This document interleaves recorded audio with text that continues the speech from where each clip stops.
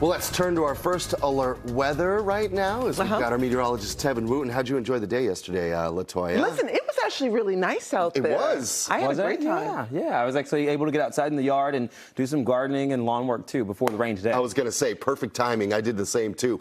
So how much rain are we expected here? Not too much. In fact, I would say just turn the sprinklers off today, but you may still need them tomorrow as most of those showers are coming through. Remember, we've got a lot of heat building in the next couple of days. You don't want that grass to stressed or parched in the next week to week and a half or so. And trust me, this is big time heat on the way through Wednesday, Thursday, and then next week, we've upped our forecast numbers even more. Let's talk about the numbers in terms of rainfall right now. Just very light stuff falling through Orange and Athol and even into Worcester too. But a majority of us will likely still be in and out of this sort of patchy patchwork of showers, if you will, as a lot of what's happening across the country is sort of stalled for now, but starts to move in the next day to day and a half. So there's a system towards our south that keeps us wedged in some of the warmer air, and a new cold front that arrives on Thursday and into Friday. But ahead of it and along of it, we do have the chance of showers and much warmer air. So the humidity continues to crank, as will the temperatures into Wednesday and Thursday. Let's track the showers today, though. If you've got outdoor plans today, I would just say at any point throughout the day, you have about a 30 to 40%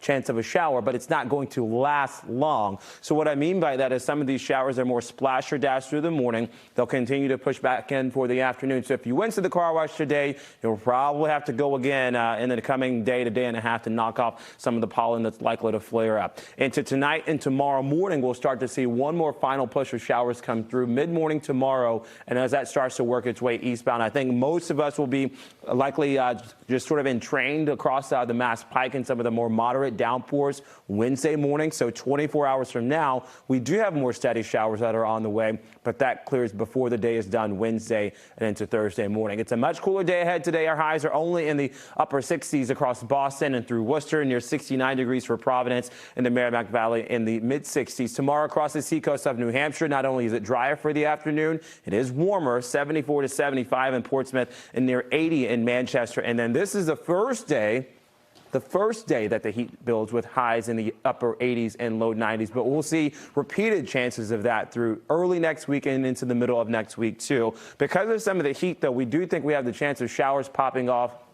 Given how humid things are in the atmosphere and ahead of this cold front, you do have a lot of rising motion in the atmosphere, and that heat just really stirs the pot. So this is at about 4 p.m. The peak heating of the day is when some of those stronger storms do coincide with that. But again, for most of us, the rainfall amounts over the next 7 days' time is barely half an inch of rainfall. Let's talk that 10-day forecast for you really quickly. Going into Juneteenth on Thursday, remember those thunderstorms are possible into the afternoon. That's the first day where highs are near 90 degrees, but several days on the way early next week, next Sunday, Monday, Tuesday. We have a very hot stretch on the way, you guys. Perhaps the hottest weather that we had since last summer is on the way. It feels like a lifetime ago, doesn't it? Okay, thank you, Tevin.